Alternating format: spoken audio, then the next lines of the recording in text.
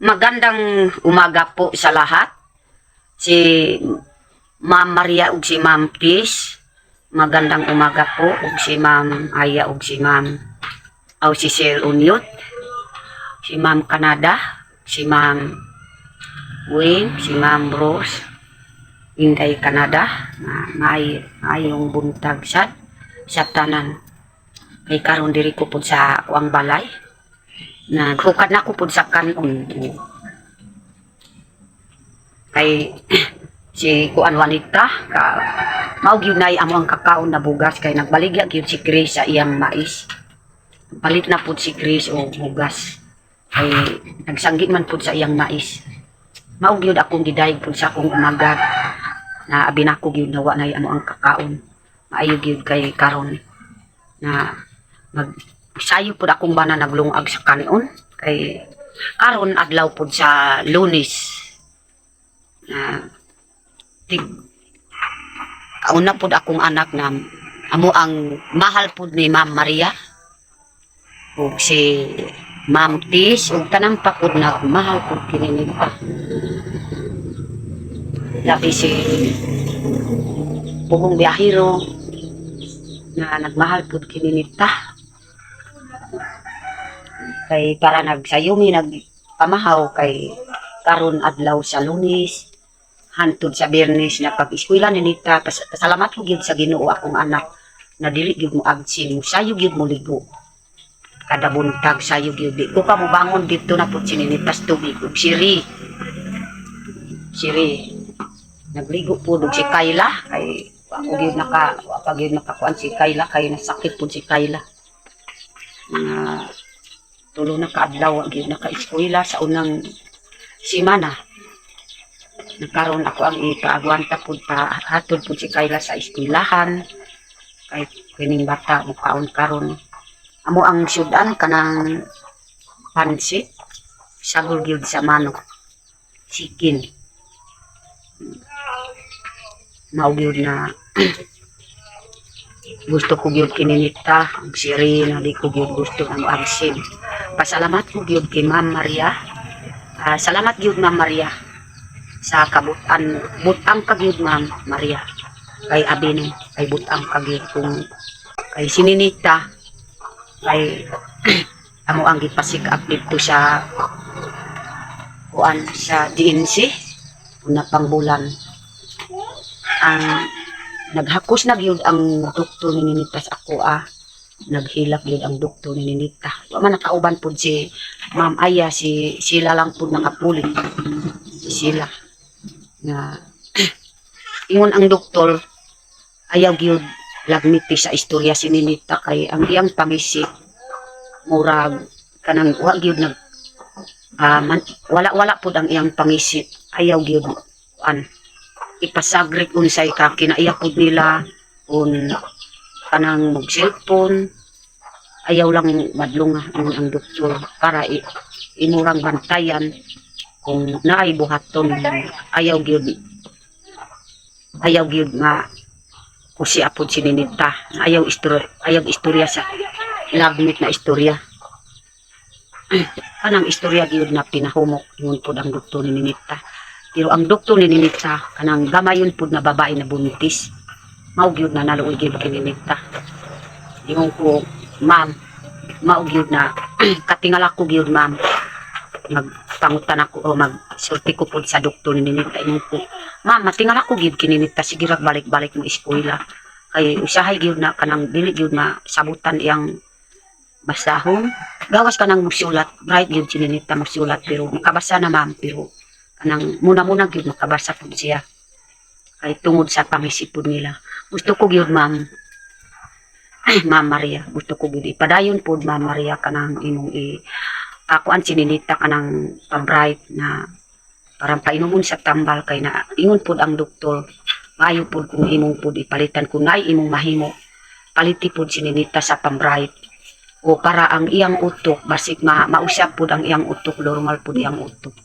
Ingon ang doktor sa ako ingon ko pud kanang doktor na ma'am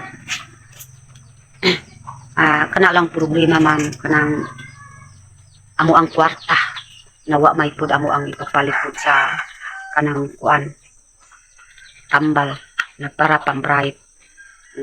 Ingon ang doktor, ikaw na pud magdiskarte, ingon ang doktor. Maayo pud kunan naapod si Ma'am Aya kay nakaistorya gyud si Ma'am Aya.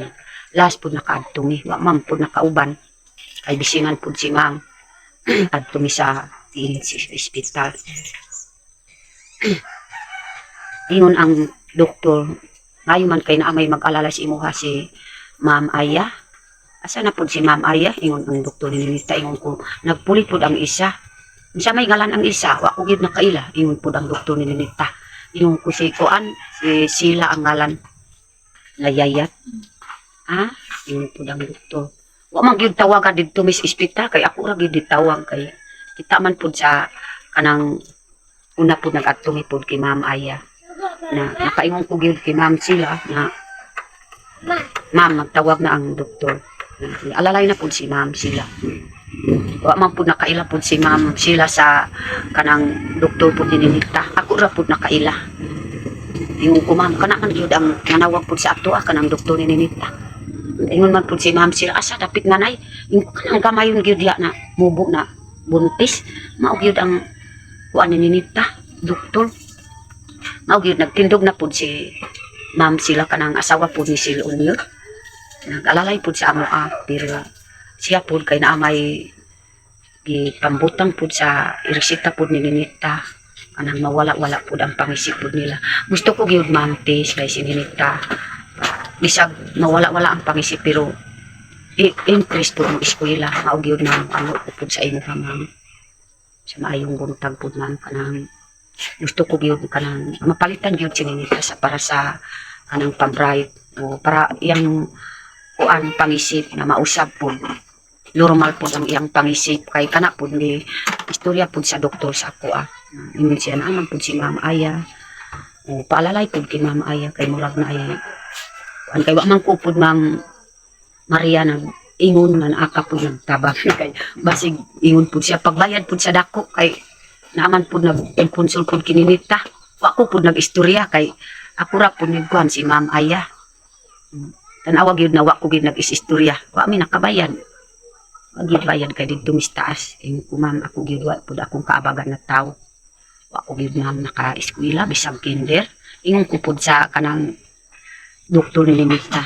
Kay si Ma'am Aya nakahibalo pud sa ako nga kanang wa ko gyud nag kuan.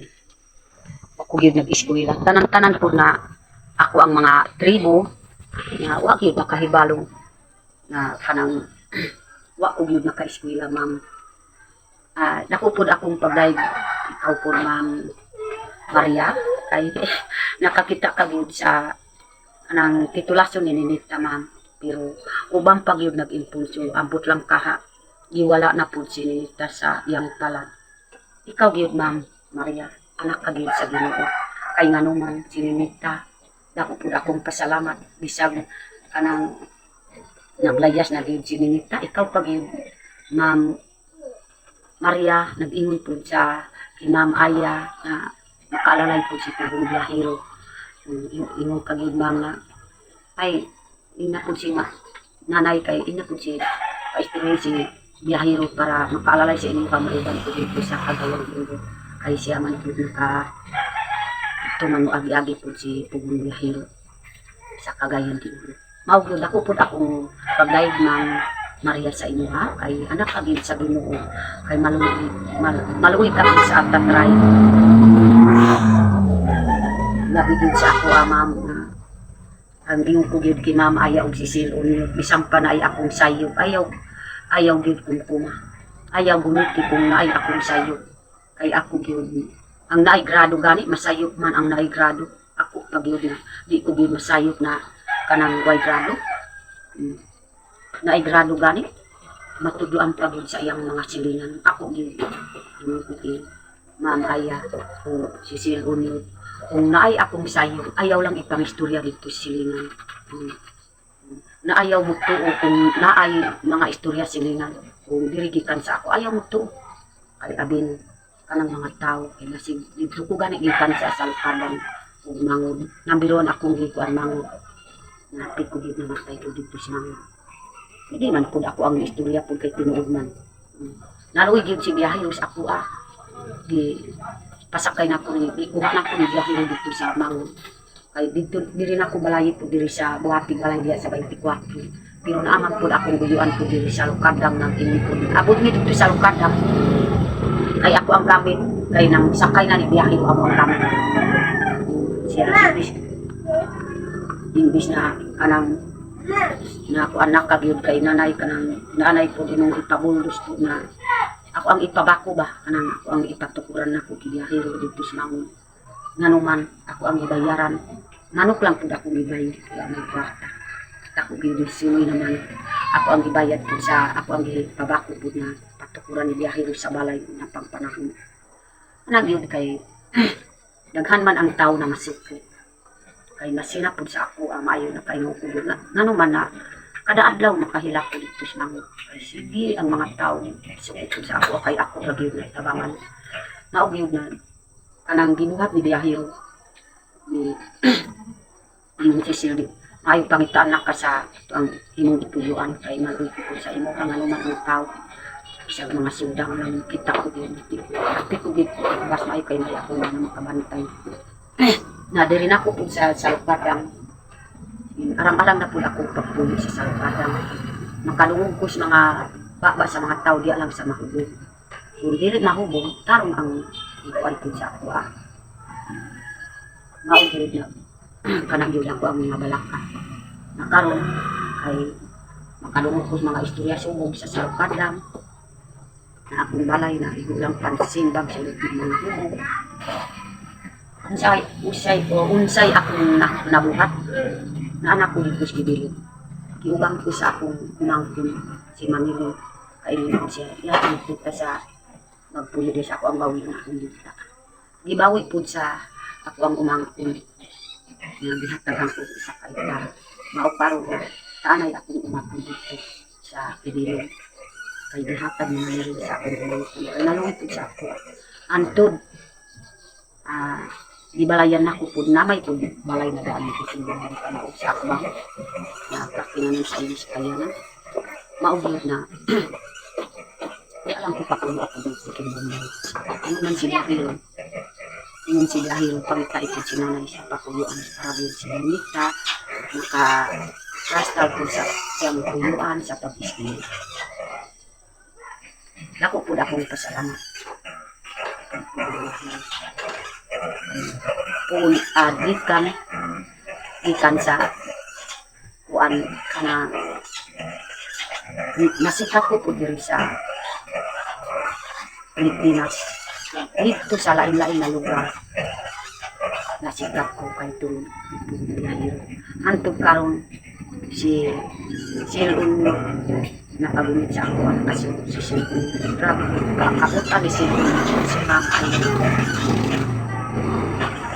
suri lang kay isa kasi nga nawa ko nakablag kay Silun.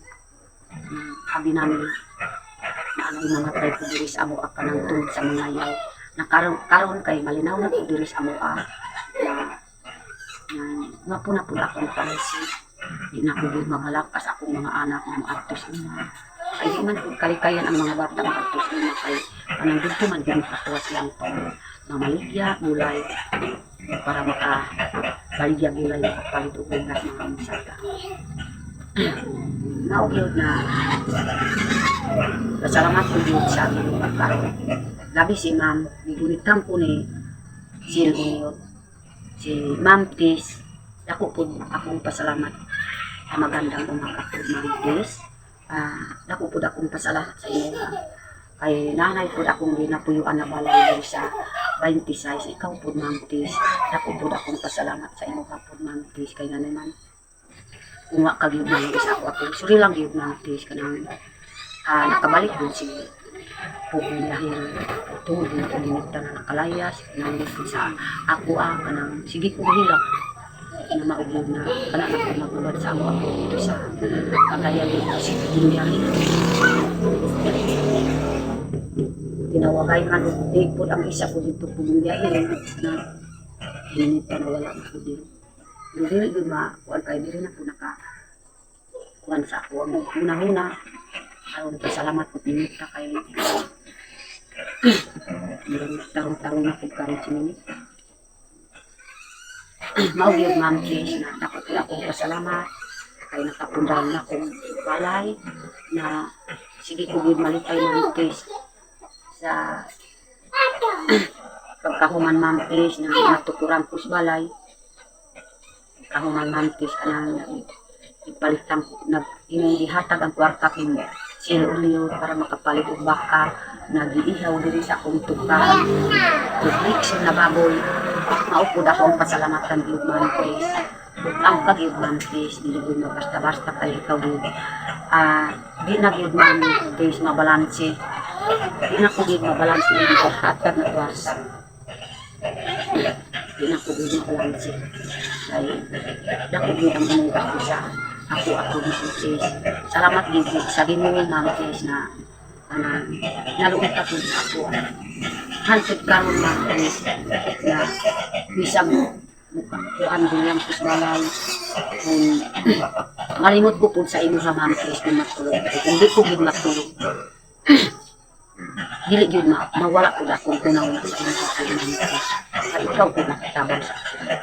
Wala. Nakakaitarhan ko ang mga baboy niya. Ang pagsilingan na. Siyagit ang pagsilingan na. I love you. I love you, Ma'am Kish. I love you, Ma'am Maria. Kung tanan nagmamahal sa ako, I love you. Wow, nindot lagi rin. Tabang sa ako, ipalulang akong